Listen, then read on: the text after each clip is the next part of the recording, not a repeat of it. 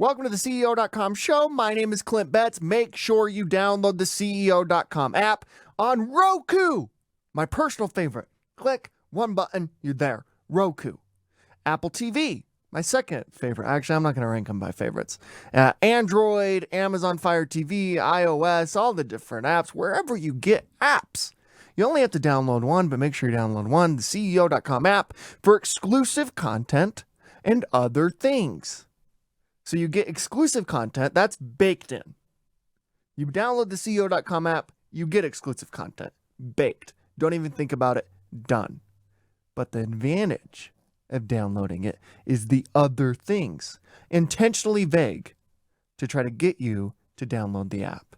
So make sure you check it out. Wherever you get apps. I'm not going to repeat them again. I will say Roku again because I love that little black remote. You click it. It's super easy. Roku is very cool. All right. On today's show, I had Rob Shallenberger. He wrote a book. He wrote two books. One, Becoming Your Best. Two, Do What Matters Most. He was an F-16 fighter pilot for over 15 years. The guy is incredible. We talk a lot about leadership and what he means by do what matters most. You're not going to want to miss this conversation. Here is me and Rob.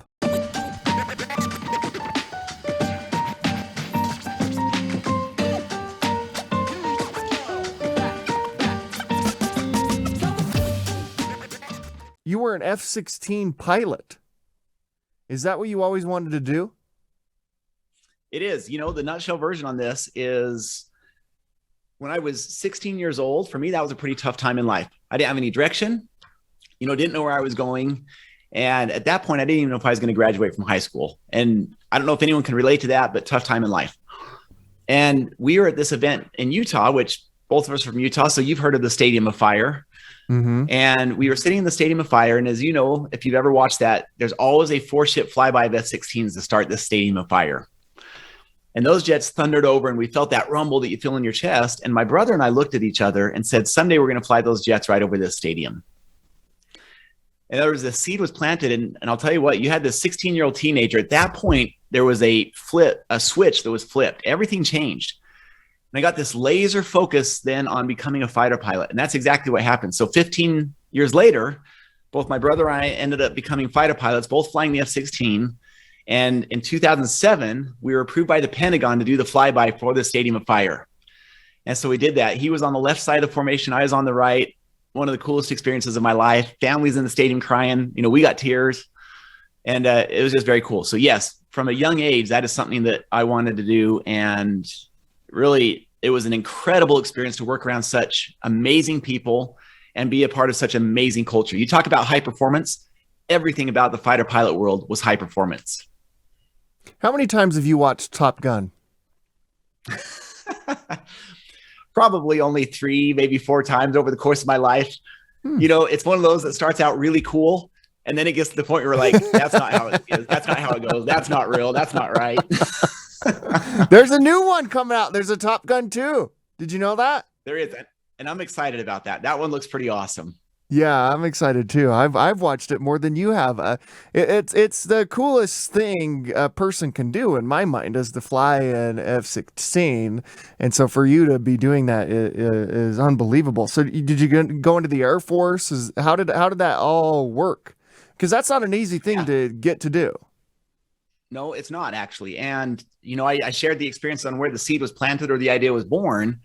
But then a lot of the work started. So I, started asking, well, what needs to happen? That became my vision. You hear that term a lot. That became my vision. So obviously you have to graduate from high school. You need to go to college and graduate with a degree. Officers are pilots. And to be an officer, you have to have a 4-year degree. So I went to Utah State, went through their ROTC program. My brother went to the Air Force Academy, went through their program. And afterwards, you spend 2 years of flying training. And you spend the first 6 months in a T-37, which is now a T-6, the next 6 months in a T-38. And it's just a continual, sifting process. You start out with about 24 people in your class. At the 6-month mark, they start with the number one person and ask, which track do you want to go down? Fighter track, heavy track, helicopters. And about 6, usually 5 to 6 out of those 24 can go down the fighter track. And then at the end of the year of pilot training, they'll get maybe one F-16, one F-15, an F-22. And again, they'll start with the number one person and say, all right, here's our, what we call a drop. Number one person, what do you want? F-16. All right, that one's gone. Number two, what do you want? F-15, that's gone. And so on goes the training. And it's just a continual sifting process like that. We spent 3 more months in Georgia, another 8 months in Arizona, learning to fly and employ the F-16. So it takes about 2.5 months to get fully operational to where you could be deployed. And at least for the F-16, the fighter pilot world, by the time it's all said and done, they invest about $4 million per pilot to get you combat mission ready. Wow. Let me ask you this. So I would be immediately weeded out for all sorts of reasons. But the biggest one being like I would get sick. Are you taking like Dramamine or anything like that? Like not when you're up there? No, you can't take Dramamine, but it's not uncommon to be sick. And, you know, it's kind of funny. 5 months before I went to pilot training, they used to do this thing called casual status. They don't like that term anymore. They don't call it that. But that's where you go to basically a holding base somewhere. So I went to Mountain Home in Idaho, and I had the chance to get 2 backseat rides, one in an F-15C and the other in an F-15E. And 45 minutes into both of those flights, I was just throwing up. And I'm thinking, I remember the very first flight, I went home and laid on my couch and fell asleep for 4 hours from 12 o'clock to 4 o'clock in the afternoon. And I told my wife at the time, I said, how in the world am I going to be a fighter pilot? I couldn't even function afterwards. I had to sleep for 4 hours. But the body acclimates. You know, my very first flight ever in pilot training, I was the one flying. I remember getting a little sick right at the end. I went to oxygen 100% and that helped.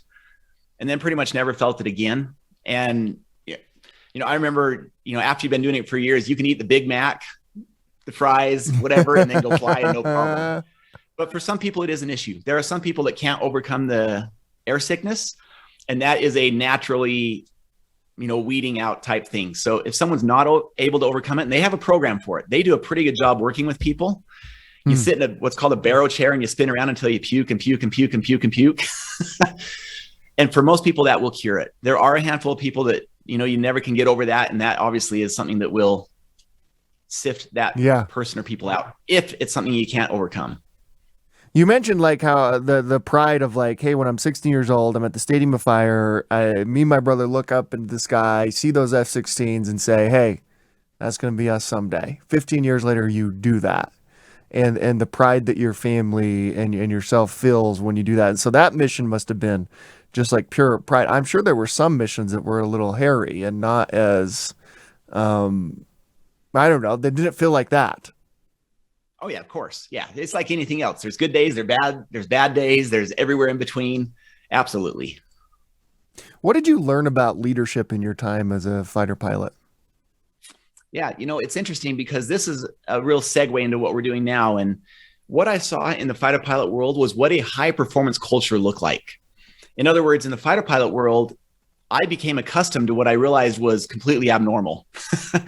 In other words, you give a fighter pilot something to do, it gets done well, it gets done on time or ahead of schedule, and you don't have to think about it again.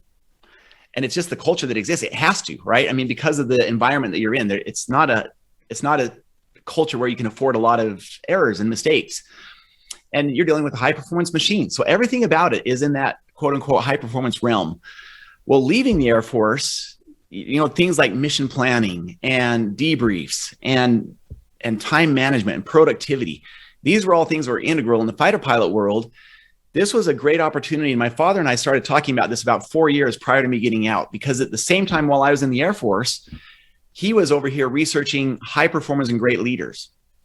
And so leaving the Air Force, I joined him in that research, and it really was a natural segue to continue to ask, what do great leaders and high performers do that most people don't do? In other words, if you look at the top 10% in whatever industry or field they're in, what did they do that allowed them to get to the top of their field, the top of their game? And what we found is there are 12 principles of highly successful leaders that you see over and over in the very best. And that's what we put in our first book, Becoming Your Best, the 12 principles of highly successful leaders. And we built a training program around that has taken us all over the world, having met with presidents of countries, organizations, and it's been awesome. And it really, for me, started in the fighter pilot world, because what I realized was that was an anomaly. You know, I've now had the chance to work with hundreds of organizations, to include the Dallas Cowboys, Charles Schwab, and many others. And if an organization can build even something that's remotely close to a fighter pilot culture, it's amazing what can happen to productivity, to planning and having a process on how to do that, and the environment that it creates and work-life balance, it all has a huge impact in an organization. And I realized how thirsty people are for something that will help them and empower them in that arena.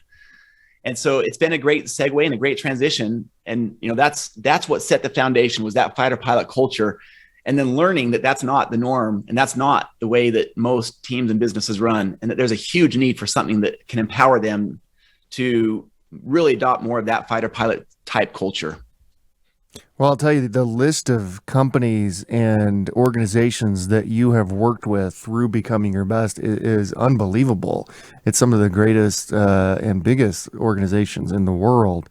What are these 12 principles of successful leaders? Let's go through them if you wouldn't mind. Yeah. And then at some point, Clint, what I'd love to do is share just a few ideas of this new book that we just released, Do What Matters Most. For sure. Because it's such a great segue that people can take and incorporate right now. Here's what's interesting about the 12 principles. We broke them into 3 separate sections, if you will: transformational leadership, transformational teams, and then transformational living at the individual level. And so the first 4 are all about leading a life by design. And this is what really evolved into Do What Matters Most. And I'll share the 12 principles with you. But as we do, here's where I want to segue and share some thoughts on this. These first 4 principles really resonated deeply with people, like across the board. And we realized that there was a need for a whole nother level of research that goes deeper into time management and productivity, which is what those first 4 principles are all about. And so that's what we now call our Do What Matters Most research, that was specifically focused on time management and productivity. Now we'll come back to the 12 principles, but I just want to share a couple of the things we found, because if there's a CEO or business leader or manager who's listening to this, this is critical that we as leaders understand this. And that is that 68% of people feel like prioritizing their time is their number one challenge.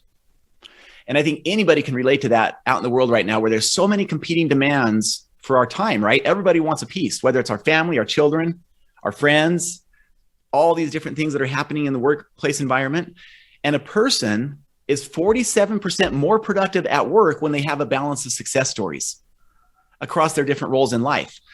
Now, here's the key. 80% of people do not have a time management process that will empower them to prioritize what matters most. It's usually to-do lists and sticky notes. Mm-hmm. And so this is where Do What Matters Most evolved, is we developed 3 separate high-performance habits that will give people a tool and a process to schedule their priorities rather than prioritize their schedule.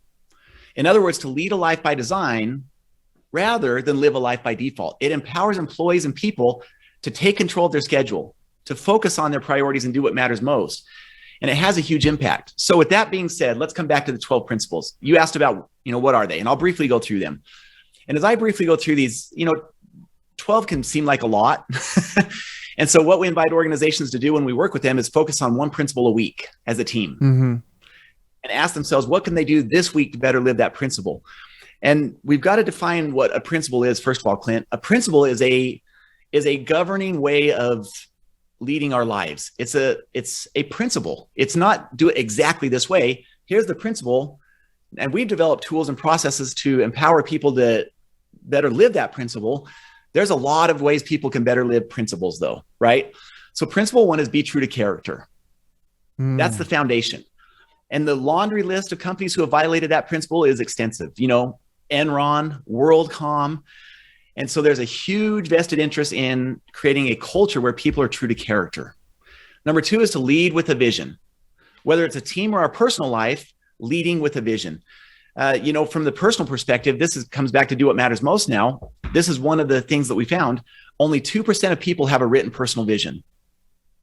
So you think about who's going to be your most engaged employees. How powerful would it be for us as CEOs or leaders to have a written personal vision?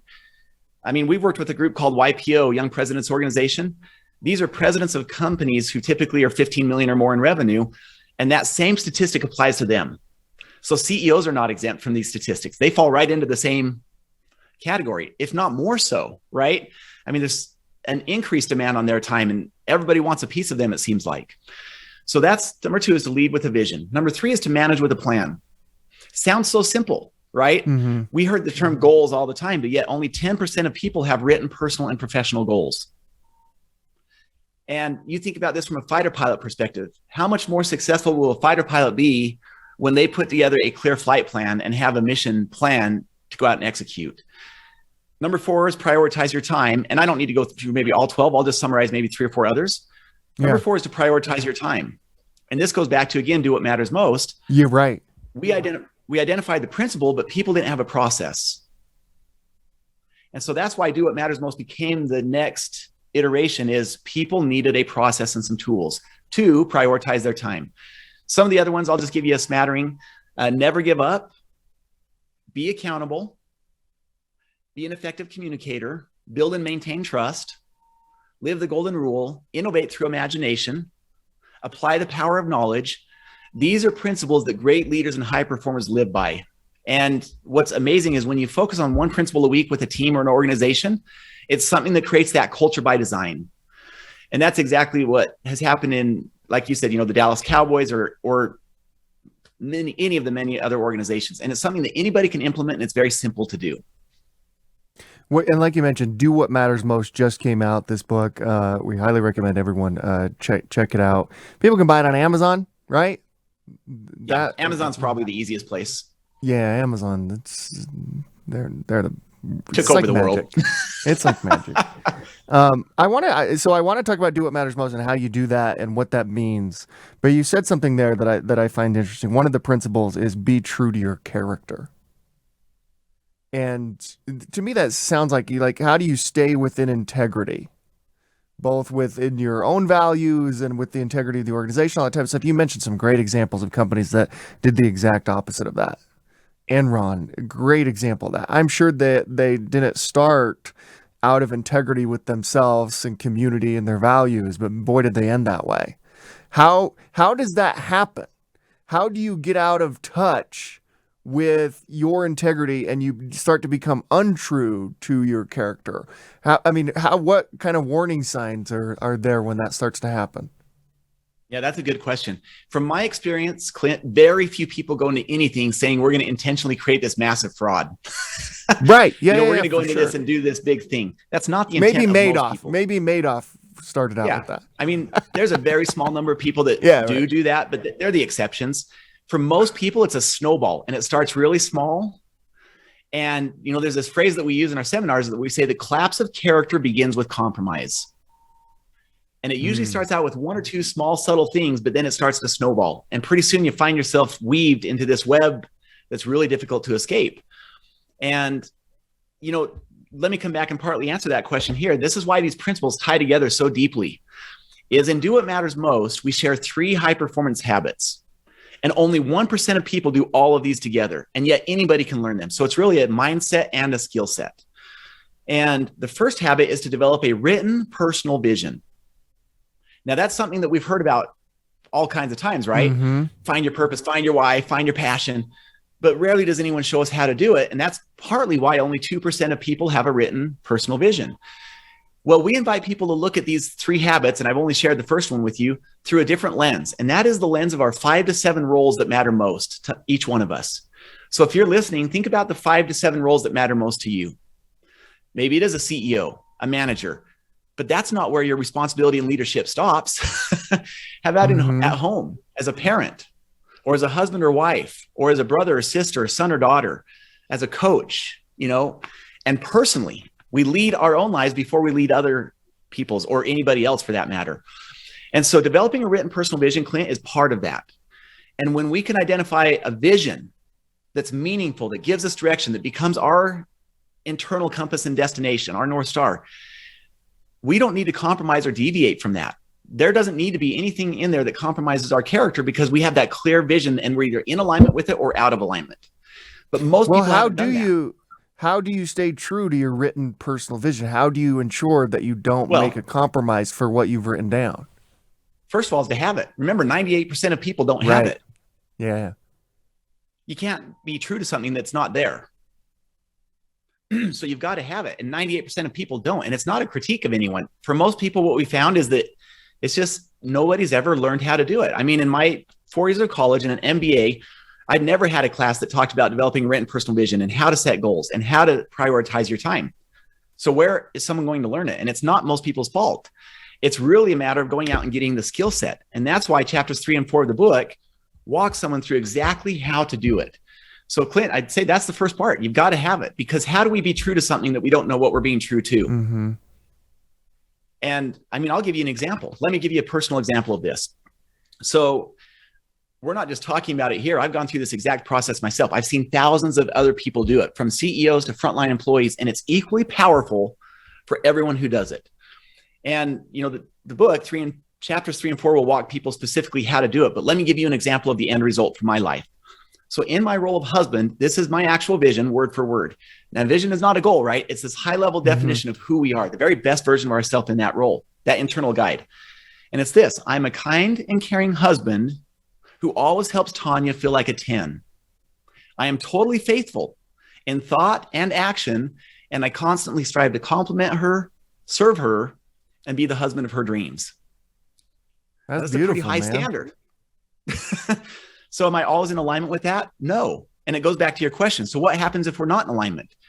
Well, we feel it. Like, I know if we just had a little, I'll call it an argument or discussion where we both walked away not feeling very good about each other, I know I'm out of alignment with that vision. Did I just help her feel like a 10? No. Okay, so what do you do about it at that point? It's my responsibility to get my life back in alignment with the vision. So maybe give it 10 or 15 minutes, give us a chance to simmer down, get out of fight or flight mode. And then it's my responsibility to go back in and say, look, I'm sorry. I apologize. You know, I that didn't help you feel like a 10, and I'm sorry. I'm going to work on that and try to do better. And it's the same with every other role. But we can't do that if we don't make the effort and the time to identify what that looks like. And this is why the best employees, think about this, Clint. This is why the best managers, the best employees, the best CEOs will go through this process and develop a written personal vision, habit 1 of the 3 habits, because it does exactly this, what we're talking about. Mm-hmm. It empowers us to articulate what matters most to each of us in our various roles and what is going to be our standard and our guide. And for most people, that will solve it. Because once you articulate that, we know. I mean, each one of us know whether we're in alignment or not with it.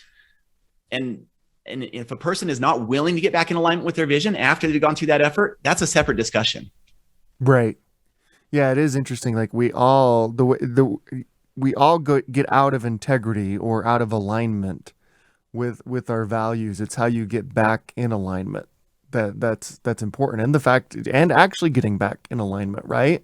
Like your example with your wife, like if you get out of alignment there, the noble and an integral thing to do is to get back in alignment.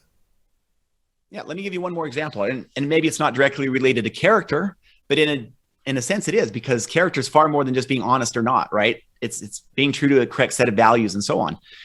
Let me give you an example of a manager who has a vision versus who doesn't. Think about a manager or a leader who has a vision that goes something like this: I'm a transformational leader who knows the stories of my team members.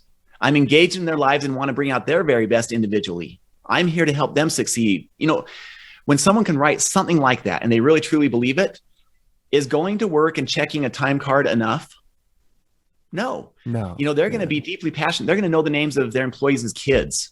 They're going to know what's happening in their lives. They're going to be engaged. And what's going to be the result of that type of leader? Their team is going to start improving unlike it has in any time past, because that's what leadership is. We manage things and we lead people. And great leaders can inspire their team members to do things that otherwise they wouldn't do. And I would suggest that we can all be better leaders, right? We can all improve as leaders. And I don't think there's ever a time that we arrive and say, you know, we've arrived. We're the very best leader that can possibly be. There's this improvement that we can all improve on. And that's the idea in articulating what that looks like first. Well, I love this idea of it starts with leading yourself, which I think a lot of people miss. I've told this story before, but it's probably worth repeating. I was at an event where Netflix CEO Reed Hastings came in, and he said something that stuck with me forever. He said we asked him a question about leadership or something along these lines, like what is it like to lead in a company as big as Netflix, as diverse as Netflix, all the different problems and challenges that are coming at him and the company every single day. And he said something again that just sticks with me always. He said, "You can't lead people if first you can't lead yourself." And he says, so first thing I do is I focus on how do I improve myself, and then I broaden it out to how do I focus on my team. So, and then he started talking about like that for him was like I run every day, or I do all these different things like that are for me like to keep me in sound mind and all that type of stuff. What does a typical day look like for you? Well, okay. Do you mind if I answer that question by sharing the other two habits? No, I'd love that. Yeah, that'd be awesome. Because that really ties into how I lead my own life. And on the back of our book, I don't know if you can see that or if the text is backwards or forwards, whatever it is, but it says, lead a life by design, not by default. And it's to your exact point, Clint, whether it's the CEO of Netflix, whether it's a startup, or whether it's a stay-at-home parent, it doesn't matter. Leadership starts right here with every one of us. And I love the way he said that. We can't effectively lead others if we're not leading our own life. It goes back to the statistic I shared at the very beginning. We're 47% more productive in the workplace when we have a balance of success stories. In other words, when we're leading our lives effectively. And most people, if we go back to this, are just looking for a process. Give me a tool, give me a process. And so habit one, and do what matters most, is to develop a written personal vision. Habit number two is what we call roles and goals. In other words, it's identifying those same 5 to 7 roles from the vision and asking what are the 1 to 4 specific measurable goals that you could focus on in each role this year. In other words, how does a person measure success in each of the roles this year? And so that's part of that, Clint, is each one of us stepping up and asking in that personal role, physical, mental, emotional, spiritual, what are the goals this year that matter most to you and I? How are we going to take care of ourselves physically, mentally, emotionally, and spiritually? And then in those other roles, as a father, as a mother, what are some of our specific measurable goals on how we're going to show up as a parent, as a spouse, as a CEO, a manager, a sales rep, any of those key roles? That's habit number two. And again, only 10% of people have done anything like that. Habit number three is the key one. And this goes into answering your question. And that is prioritizing our time each week through a process we've developed called pre-week planning. Now, this ties back into the fighter pilot world, right? Because what's going to happen if a fighter pilot says, I'm just going to skip my pre-flight planning. I'm just going to wing it. Right. Well, it's going to be chaos. How many people listening to this would go jump on a plane if you knew the pilot had skipped pre-flight planning? Right. Nobody. No. I'm not getting on there because it's going to be chaotic, chaos, confusion. Well, how many of us go into our weeks without a plan and expect a different result?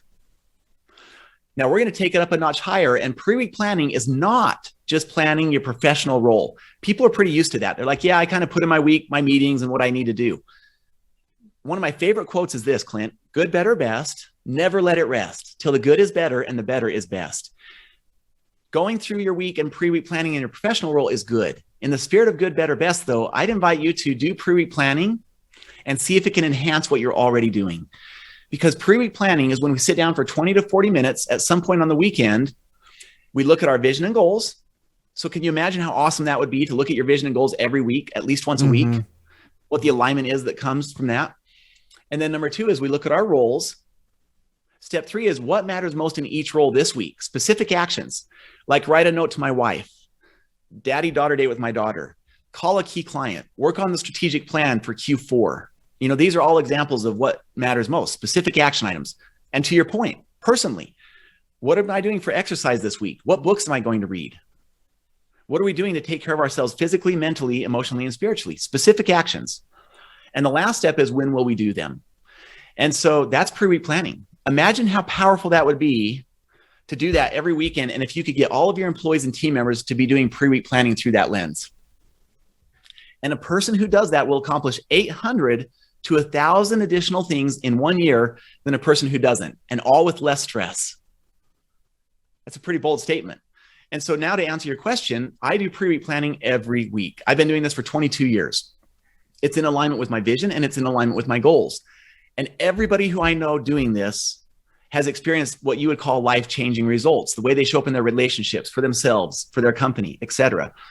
So what does my week look like? Well, it's slightly different every week. But I'll tell you what, I'm going through those roles every weekend. I'm asking, what can I do that matters most this week? So tonight, for example, I'm going on a horse ride with my daughter, Clara. That's part of what I did in pre-week planning.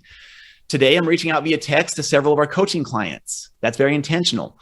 I've set up pre-event calls. Tomorrow, I'm flying to Las Vegas to speak to a SHRM group. And, well, where am I at in that process, right? That's the Right. personal role. So I put time in the week. This morning, I went on a 2-mile run, 6:30 in the morning, 2-mile run. That's not every morning. Tomorrow's going to be a core strength before going to the airport, but it's intentional. It's thought about. There's reading, there's a spiritual aspect of it for me. And so every day is going to look slightly different, but I will say this, pre-week planning, and I'll say that I shared this early, is about scheduling our priorities rather than prioritizing our schedule. So it's prioritizing what matters most into our week and then accomplishing hopefully 70 to 80% of those things, because we know life happens, right? Things will move around and shift. Mm-hmm. So most CEOs I know through YPO, through EO, through other organizations, Clint, are experiencing in a fighter pilot term we call task saturation. There's so much happening in the cockpit, you can't keep track of it all. And what tends to happen as pilots is when we get task saturated, we start to misprioritize. And I know pilots, unfortunately, who have died, who have literally hit the side of a mountain going 500 miles an hour while they were looking down at their radar in a perfectly good jet. And you say, well, how's that possible?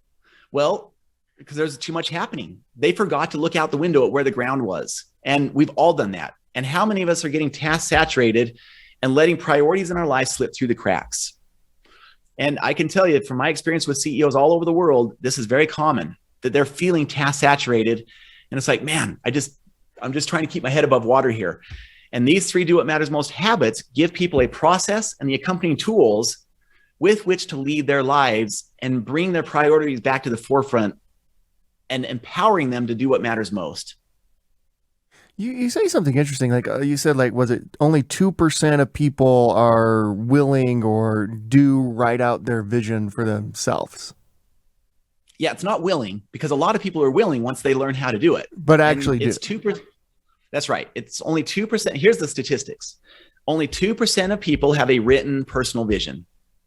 Only 10% of people have written personal and professional goals. So 9 out of 10 don't. When you talk about your time, 68% of people feel like prioritizing their time is their number one challenge. 80% of people don't have a process. And so you put all of these 3 habits together, it addresses every one of those statistics. And if you put them all together, written vision, roles and goals, and pre-week planning, only 1% of people have and do all 3 of those combined. And so it really is life-changing when someone does this. And do you mind if I just share one example of this, Clint? Oh, yeah, for sure. And by the way, if you're looking for a tool or an app, we just released an app, or I should say it's more of an extension because it's used for your desktop or your laptop. Go to dowhatmattersmostapp.com. Dowhatmattersmostapp.com, and you can get the extension that you can use on Google Chrome or Outlook, where you can put your vision and goals in there, and it gives you a place to do pre-week planning every week. So you put your roles right across the top, and then what matters most to you. This exact process we were following with the Pepsi executive years ago. It was a seminar, so we actually had them do it right there while we were together. And he was doing pre-week planning for the first time ever. He had delegated his time management to his secretary. In my opinion, huge mistake. We don't delegate our lives to someone else. Mm-hmm. And it's one of the great leadership mistakes I see oftentimes out there. Hey, I'm going to let my secretary lead my life for me. No, that's not how it works. And so here he is. He's in his young 60s, white hair. My father was leading that event. And he wrote, in the role of father, call my son. And my father asked him, well, why? Why call your son? That's cool. Great. Nice. Why would you write that? Just out of curiosity. His response was because 7 years ago, his son, him, got into an argument and they hadn't talked since. Wow. Now that's a big deal, right? I mean, imagine not talking with your son for 7 years. Right. And so my father asked him, well, when will you do it? Step 4. And he put in there Wednesday at 7:00. Okay, great. 6 months later, we were back with that same team, and this executive beelined over, shook my father's hand and said, I made the call. And he went on to say that, he was scared to death to make the call that day, as any of us would be, right? Is my son even going to talk with me? He said, but he made the call, and it was amazing because as soon as they started talking, they couldn't even remember what they had argued about 7 years ago. And now they talk every week and they're best friends. And on that same call, Clint, this executive at Pepsi found that he had 2 grandchildren who he didn't even know existed. No way. Can you imagine? Now, in his own words, he would have never made that call had it not been for pre-week planning. And he's not that different than most of us listening to this today.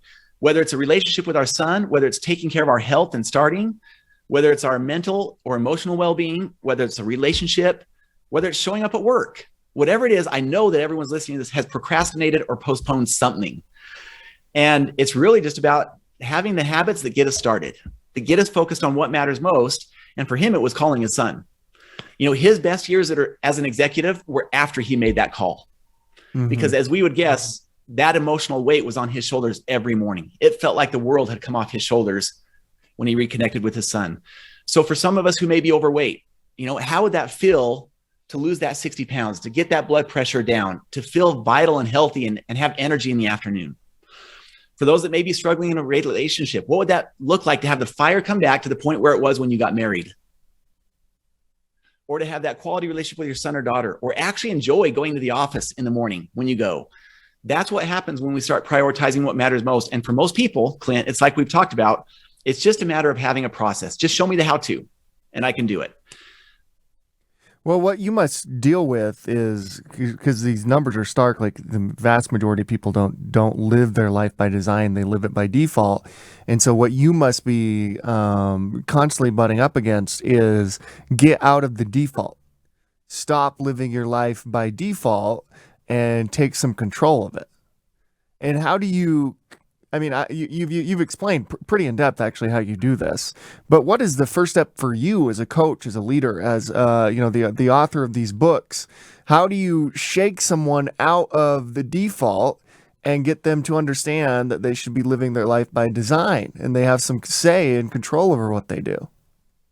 Yeah, at the very beginning of any keynote or seminar, Clint, we always start out with a slide that says, do what matters most. And we say mindset plus skill set. In other words, this really is a mindset plus the skill set. And so let me start with the mindset. You know, I already shared the good, better, best quote with you. And in chapter 2 of the book, we talk about the enemies of that mindset. The enemies of it are procrastination, complacency or comfort, and what we like to call the cynic or the skeptic. Now, the cynic or the skeptic is a healthy emotion. It's what filters out all the noise that we hear every day. The challenge for a lot of us is, including myself, is that skeptic, that cynic has become a pretty strong voice. And we start to weed out a lot of things that could really make an impact in our lives. And so the mindset part of the equation, Clint, is for each person listening, for each one of us, is to be willing to do some new things that we think might be powerful, and then have the discipline to apply the skill set. So let's have a willingness to invest in ourselves.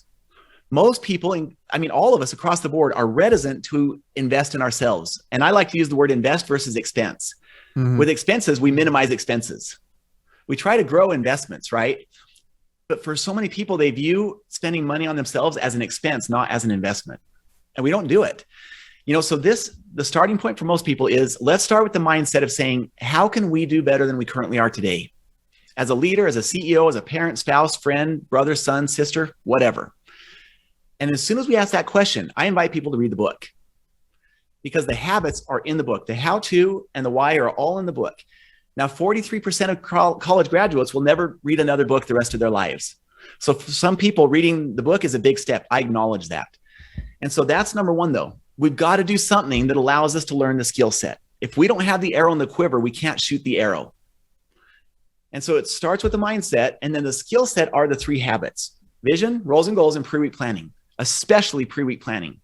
If you look at almost anything, Clint, whether it's an exercise, a relationship, our mental or emotional well-being, almost any of those things come down to, what's your plan? Mm-hmm. It's the fighter pilot world. Show me your plan. And I've done this in enough seminars, enough keynotes. When someone says, you know, I really want to feel healthier in this, so why are you not there now? And we all have these different challenges, right? We all have different things. I want to have a better relationship. Well, let's talk about your relationship. How many dates do you go on? How many times have you written a love note to your husband or wife? How much time are you spending together? And pretty soon it's the deer in the headlights look for most people. Now, I acknowledge that's not the case 100% of the time. There's other reasons. But for most people, it's just not having a plan. And because there's no plan, what happens? It doesn't get done. Mm-hmm. And it gets procrastinated, or we don't do it. And so if we can set aside that cynic, that skeptic, and test the power of the habits, nobody will come back and say they didn't change their lives. I've never had anyone ever say that, because how could it not? If every one of us sat down and said, what's our 5 to 7 roles? What's a vision for that role? What are the 1 to 4 specific goals this year for that role? And then every weekend asking, what can I do that matters most in that role this week? Knowing that they're not all going to get accomplished, right? 70 to 80% will, but knowing that they all won't get accomplished. So to answer your question, I have people start with the book. Then I have them go to Do What Matters Most app, download the extension, and put their vision and goals in the computer and start doing their pre-week planning each week. If someone likes the paper planner, they can go to our website, becomingyourbest.com, and get it off of the store. But the point is to get the tool, whether it's paper or online. Once a person learns the skill set and you have the right tool, the odds of success go dramatically up. And so, I'm sure that's true. Yeah, the simple starting point is get the skill set, get the tool, and start. Finally, I could talk to you about this forever, but I got to let you go. We should have you back on because I feel like we could go even deeper on a lot of what we've talked about here. I was thinking about this as you were talking about the cynic and skeptic and how that comes out of us. And I've noticed personally that is diminished. Those two characteristics of mine are diminished in the morning. I don't know if there's studies on that or anything, but I've read a lot of different biographies about writers in particular. Being like somewhat of a writer myself, I write better in the morning. There's like more courage or whatever you'd call it, right? There's not as much of this cynicism or skepticism. Whereas like when you write at night, you've just been beaten down all day. It's like, yeah, you can't do this. But in the morning, for some reason, it's diminished. Is there any truth or relevance to that? It's my observation would be similar to your observation. I'm sure there's some research out there, but I haven't seen it. But I've observed this with tens of thousands of people that similar to you, Clint, the morning is the best time to do a keynote. The morning is the best time to do a training because people are alert, they're attentive. We don't want to start too early. You don't want to take them out of their sleep cycle. But I agree with you. The morning is when people have the most energy typically. There are exceptions, but by and large, the morning is the time to get stuff done for a lot of people because that's where the energy is high. It's exciting. You're facing the day. And so I would agree with you. Yeah. I think for most people, the morning is a productive time, meaning, until around 1 o'clock or so. Right. And then for a lot of people, there is a little drag there from 1 to 4 o'clock. And that's why pre-week planning becomes all the more important because what are we doing to take care of ourselves and be able to maintain a high energy level throughout the day? We're not going to be 100% on all the time, but what can we do to maintain energy throughout the day? And especially in the evening when, we go home and then it's time to be there with our kids or spouse or take care of ourselves. But overall, I would agree with you. I think the morning is a great time to do things. Energy is higher. The mind is usually pretty fresh. And so the morning is a powerful time to get things done. A lot of people call this, Clint, the power hour. Taking care of ourselves. Now, whether you get an hour or 10 minutes, irrelevant, if you will. It is relevant, but the point is to do something to take care of yourself in the morning. So whether it's 10 minutes or an hour, call it the power hour and focus on ourselves first thing in the morning, getting our mind, our heart, our body all right. And again, that comes back to pre-week planning. To those listening or watching, check out or buy the Do What Matters Most book. You can buy it on Amazon. It's magical. Just push a button, shows up at your house the next day. Unbelievable. If you want to, the Do What Matters Most app.com, check that out, becomingyourbest.com. Thank you so much for coming on. We got to have you back on again. Well, thank you, Clint. Thanks to everyone listening. Awesome. The fact that anybody's even listening to this, Clint, says a lot about their character. And to go back to what you said, their values. So thank you. And it was an honor to be here with you. Likewise. Appreciate it.